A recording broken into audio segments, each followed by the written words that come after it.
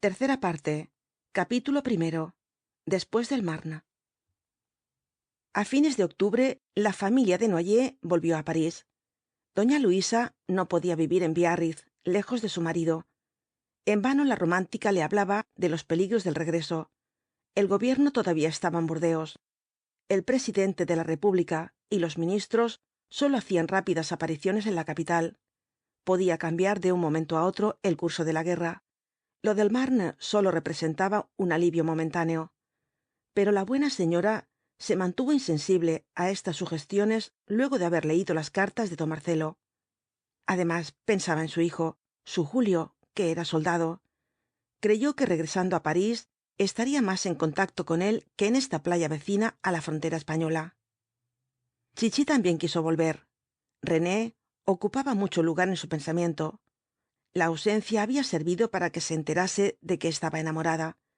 Tanto tiempo sin ver al soldadito de azúcar. Y la familia abandonó su vida de hotel para regresar a la avenida Víctor Hugo. París iba modificando su aspecto después de la sacudida de a principios de septiembre. Los 2 millones escasos de habitantes que permanecieron quietos en sus casas sin dejarse arrastrar por el pánico habían acogido con grave serenidad la victoria. Ninguno se explicaba con exactitud el curso de la batalla. Vinieron a conocerla cuando ya había terminado. Un domingo de septiembre, a la hora en que paseaban los parisienses aprovechando el hermoso atardecer, supieron por los periódicos el gran triunfo de los aliados y el peligro que habían corrido. La gente se alegró, pero sin abandonar su actitud calmosa. 6 semanas de guerra habían cambiado radicalmente el carácter de París, bullanguero e impresionable. La victoria fué devolviendo lentamente á la capital su antiguo aspecto. Una calle desierta semanas antes se poblaba de transeúntes. Iban abriéndose las tiendas. Los vecinos, acostumbrados en sus casas a un silencio conventual, volvían á escuchar ruidos de instalación en el techo y debajo de sus pies. La alegría de don Marcelo al ver llegar á los suyos fué obscurecida por la presencia de doña Elena. Era Alemania que volvía á su encuentro, el enemigo otra vez en su domicilio. ¿Cuándo podría libertarse de esta esclavitud?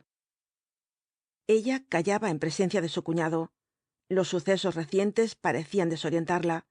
Su rostro tenía una expresión de extrañeza, como si contemplase en pleno trastorno las leyes físicas más elementales. Le era imposible comprender en sus reflexivos silencios cómo los alemanes no habían conquistado aquel suelo que ella pisaba, y para explicarse este fracaso admitía las más absurdas suposiciones. Una preocupación particular aumentaba su tristeza. Sus hijos. ¿Qué sería de sus hijos?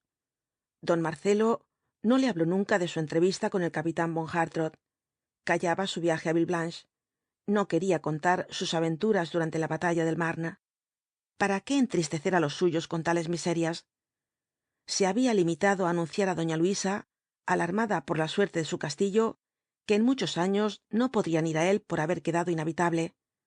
Una caperuza de planchas de zinc sustituía ahora a la antigua techumbre, para evitar que las lluvias rematasen la destrucción interna. Más adelante, después de la paz, pensarían en su renovación. Por ahora tenía demasiados habitantes, y todas las señoras, incluso doña Elena, se estremecían al imaginarse los miles de cadáveres formando un círculo en torno del edificio, ocultos en el suelo. Esta visión hacía gemir de nuevo a la señora de Hartrott. ¡Ay, mis hijos! Su cuñado, por humanidad, la había tranquilizado sobre la suerte de uno de ellos, el capitán Otto. Estaba en perfecta salud al iniciarse la batalla. Lo sabía por un amigo que había conversado con él, y no quiso decir más. Doña Luisa pasaba una parte del día en las iglesias, adormeciendo sus inquietudes con el rezo. Estas oraciones ya no eran vagas y generosas por la suerte de millones de hombres desconocidos, por la victoria de todo un pueblo. Las concretaba con maternal egoísmo en una sola persona, su hijo, que era soldado como los otros, y tal vez en aquellos momentos se veía en peligro. Las lágrimas que le costaba. Había suplicado que él y su padre se entendiesen, y cuando al fin Dios quería favorecerla con un milagro, Julio se alejaba al encuentro de la muerte. Sus plegarias nunca iban solas. alguien rezaba junto a ella en la iglesia, formulando idénticas peticiones. Los ojos lacrimosos de su hermana se elevaban al mismo tiempo que los suyos hacia el cadáver crucificado. señor, salva á mi hijo. Doña Luisa, al decir esto, veía á Julio tal como se lo había mostrado su esposo en una fotografía pálida recibida de las trincheras, con kepis y capote, las piernas oprimidas por unas bandas de paño, un fusil en la diestra y el rostro ensombrecido por una barba naciente. señor, protégenos. Y doña Elena contemplaba á su vez un grupo de oficiales con casco y uniforme verde reseda, partido por las manchas de cuero del revólver, los gemelos, el portamapas y el cinturón, del que pendía el sable. Al verlas salir juntas hacia saint honoré d'eylau, don Marcelo se indignaba algunas veces. están jugando con Dios, esto no es serio. ¿Cómo puede atender unas oraciones tan contrarias? Ah, las mujeres. Y con la superstición que despierta el peligro, creía que su cuñada causaba un grave mal á su hijo. La divinidad, fatigada de tanto rezo contradictorio, iba á volverse de espaldas para no oír á unos ni á otros. ¿Por qué no se marchaba esta mujer fatal? Lo mismo que al principio de las hostilidades, volvió á sentir el tormento de su presencia. Doña Luisa repetía inconscientemente las afirmaciones de su hermana, sometiéndolas al criterio superior del esposo. Así pudo enterarse don Marcelo de que la victoria del Marne no había existido nunca en la realidad. Era una invención de los aliados. Los generales alemanes habían creído prudente retroceder, por sus altas previsiones estratégicas, dejando para más adelante la conquista de París, y los franceses no habían hecho más que ir detrás de sus pasos, ya que les dejaban el terreno libre. Esto era todo. Ella conocía las opiniones de algunos militares de países neutros. Había hablado en Biarritz con personas de gran competencia. Sabía lo que decían los periódicos de Alemania. Nadie creía ya en lo del Marne. El público ni siquiera conocía esta batalla. tu hermana dice eso, interrumpía Desnoyers, pálido por la sorpresa y la cólera. Sólo se le ocurría desear una transformación completa de aquel enemigo albergado bajo su techo. Ay, ¿por qué no se convertía en hombre? ¿Por qué no venía a ocupar su sitio, aunque sólo fuese por media hora, el fantasmón de su esposo? Pero la guerra sigue, insistía ingenuamente doña Luisa. Los enemigos aún están en Francia. ¿De qué ha servido lo del Marne? Aceptaba las explicaciones moviendo la cabeza con gesto de inteligencia, comprendiéndolo todo inmediatamente, para olvidarlo enseguida y repetir una hora después las mismas dudas. Sin embargo, empezó a mostrar una sorda hostilidad contra su hermana. Había tolerado hasta entonces sus entusiasmos en favor de la patria del marido, porque consideraba más importantes los vínculos de familia que las rivalidades de nación. Por el hecho de que Desnoyers fuese francés y Karl alemán, ella no iba a pelear con Elena. Pero, de pronto, se desvaneció este sentimiento de tolerancia. Su hijo estaba en peligro. Que muriesen todos los Hartrott antes de que Julio recibiese la herida más insignificante. Participó de los sentimientos belicosos de su hija, reconociendo en ella un gran talento para apreciar los sucesos. Deseaba ver transportadas a la realidad todas las puñaladas fantásticas de Chichi. Afortunadamente la romántica se fué antes de que se exteriorizase esta antipatía. Pasaba las tardes fuera de la casa. Luego, al regresar, iba repitiendo opiniones y noticias de amigos suyos, desconocidos de la familia. Don Marcelo se indignaba contra los espías que aún vivían ocultos en París. ¿Qué mundo misterioso frecuentaba su cuñada? Repentinamente anunció que se marchaba a la mañana siguiente. Tenía un pasaporte para Suiza, y de allí se dirigiría a Alemania. Ya era hora de volver al lado de los suyos. Agradecía mucho las bondades de la familia, y Desnoyers la despidió con irónica agresividad. Saludos á von Hartrott. Deseaba cuanto antes hacerle una visita en Berlín. Una mañana, doña Luisa, en vez de entrar en la iglesia en la plaza Víctor Hugo, siguió adelante hasta la rue de la Pompe, halagada por la idea de ver el estudio. Le pareció que con esto iba a ponerse en contacto con su hijo. Era un placer nuevo, más intenso que contemplar su fotografía o leer su última carta. Esperaba encontrar á Argensola, el amigo de los buenos consejos. Sabía que continuaba viviendo en el estudio. 2 veces había ido á verla por la escalera de servicio, como en otros tiempos, pero ella estaba ausente. Al subir en el ascensor, palpitó su corazón con una celeridad de placer y de angustia. Se le ocurrió á la buena señora, con cierto rubor, que algo semejante debían sentir las mujeres locas cuando faltaban por primera vez á sus deberes. Sus lágrimas surgieron con toda libertad al verse en aquella habitación, cuyos muebles y cuadros le recordaban al ausente. Argensola corrió desde la puerta al fondo de la pieza, agitado, confuso, saludándola con frases de bienvenida y removiendo al mismo tiempo objetos. Un abrigo de mujer caído en un diván quedó borrado por una tela oriental. Un sombrero con flores fué volando de un manotazo a ocultarse en un rincón. Doña Luisa creyó ver en el hueco de un cortinaje una camisa femenil que huía, transparentando rosadas desnudeces. Sobre la estufa, 2 tazones y residuos de tostadas denunciaban un desayuno doble. Estos pintores, lo mismo que su hijo, y se enterneció al pensar en la mala vida del consejero de Julio. Mi respetable doña Luisa, querida madama Desnoyers. Hablaba en francés y á gritos, mirando á la puerta por donde había desaparecido el aleteo blanco y rosado. Temblaba al pensar que la compañera oculta incurriese en celosos errores, comprometiéndole con una extemporánea aparición. Luego hablaron del soldado. Los dos se comunicaban sus noticias. Doña Luisa casi repitió textualmente los párrafos de sus cartas, tantas veces releídas.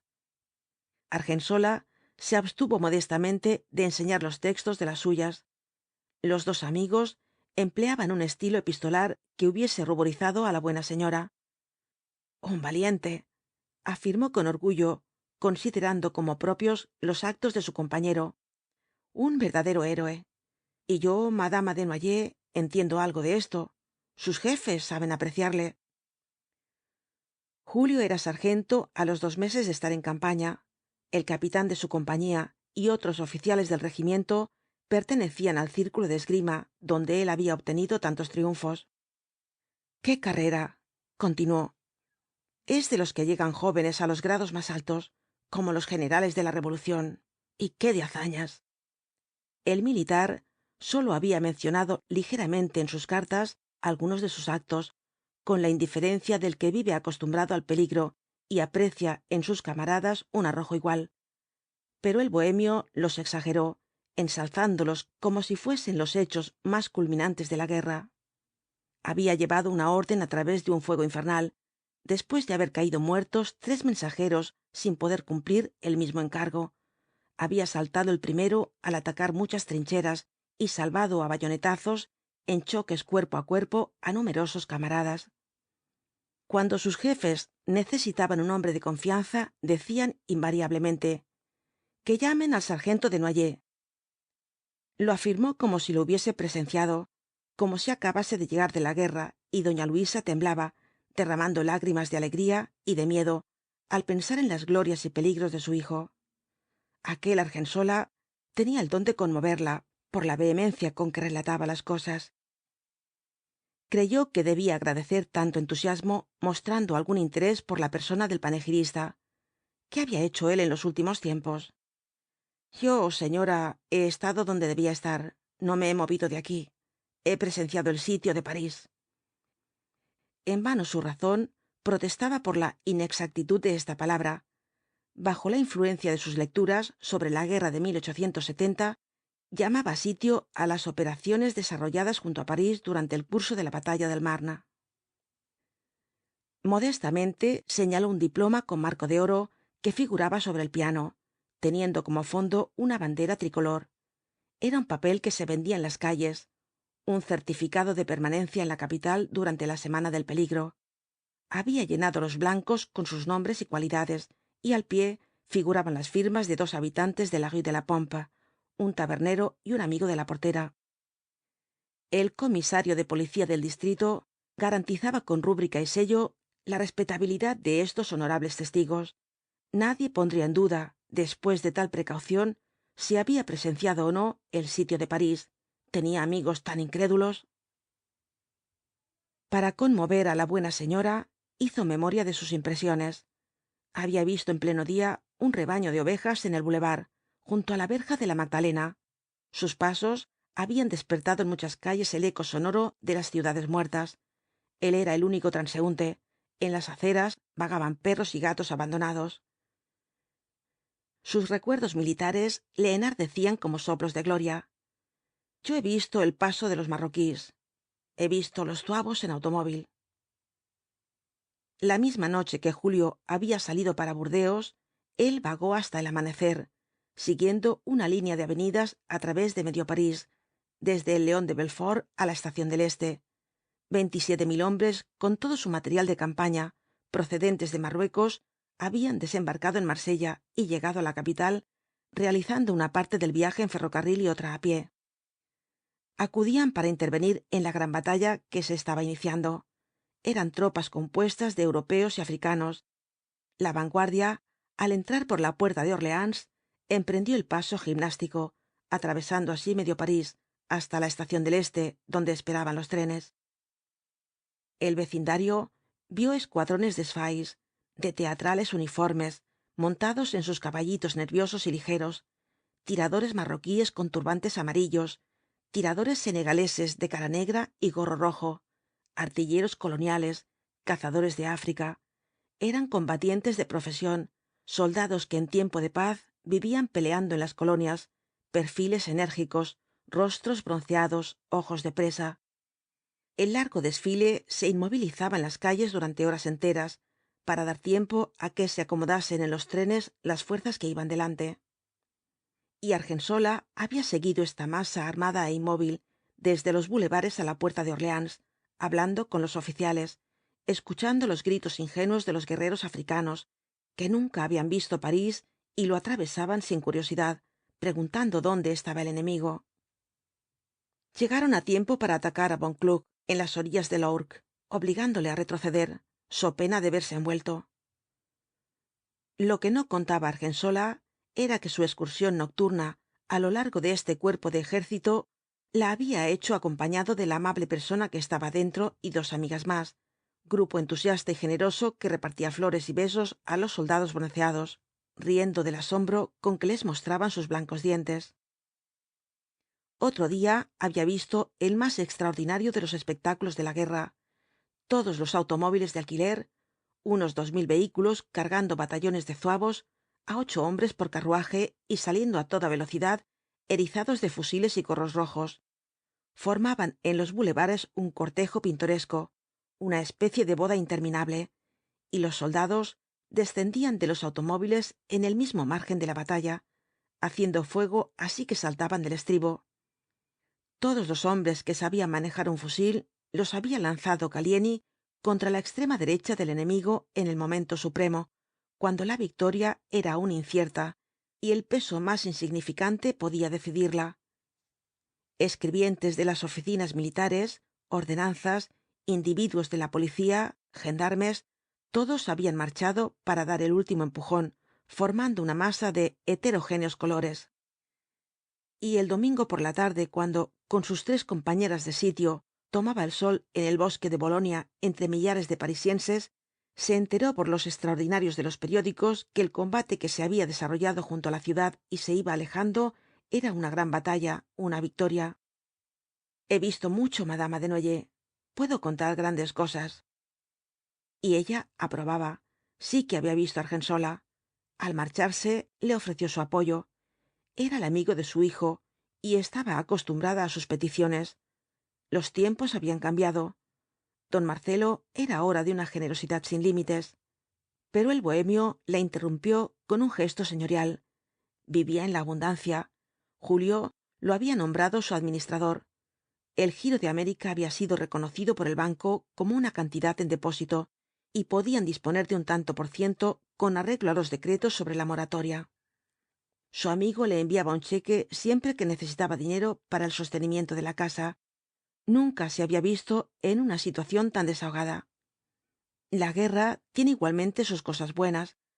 pero con aquel deseo de que no se perdiesen las buenas costumbres, anunció que subiría una vez más por la escalera de servicio para llevarse un cesto de botellas.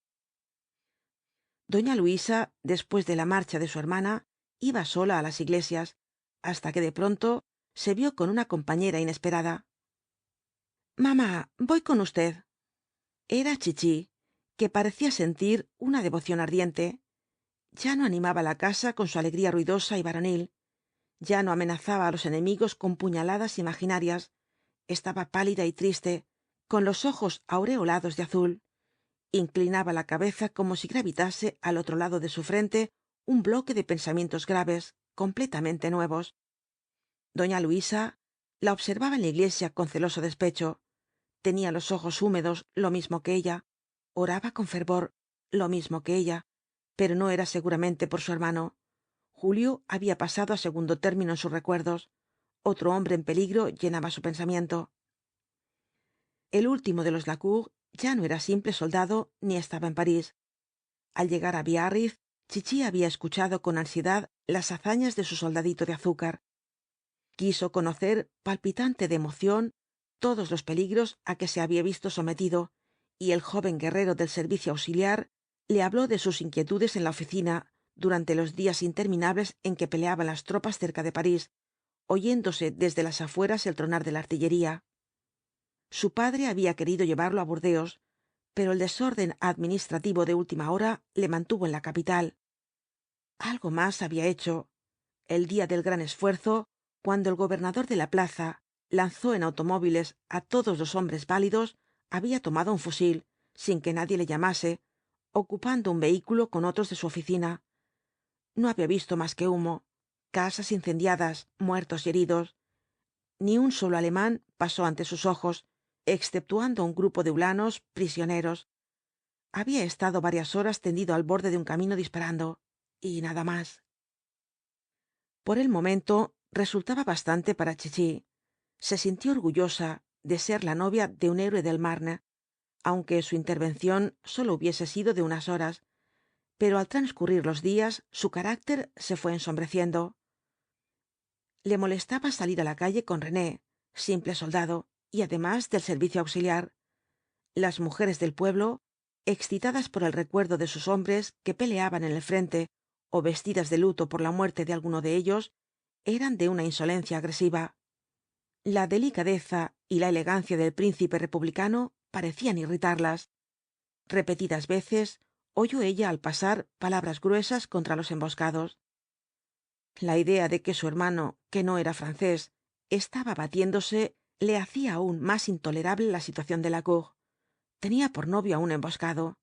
¿Cómo reirían sus amigas? El hijo del senador adivinó sin duda los pensamientos de ella, y esto le hizo perder su tranquilidad sonriente. Durante 3 días no se presentó en casa de Desnoyers. Todos creyeron que estaba retenido por un trabajo oficinesco.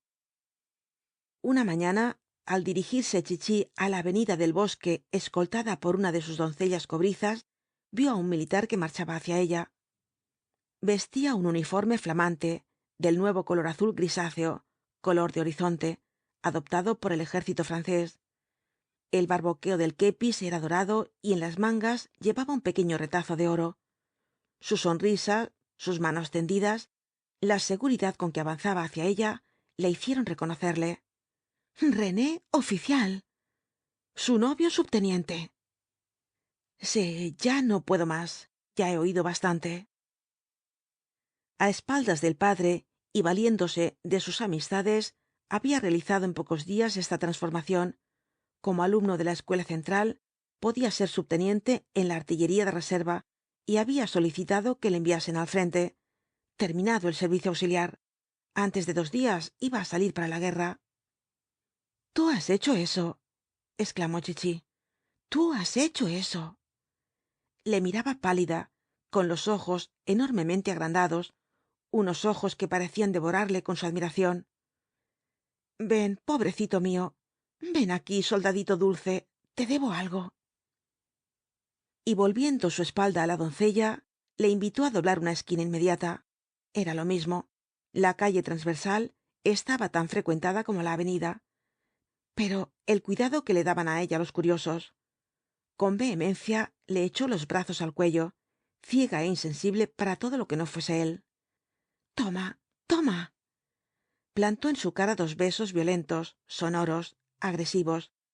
Después, vacilando sobre sus piernas, súbitamente desfallecida, se llevó el pañuelo á los ojos y rompió á llorar desesperadamente.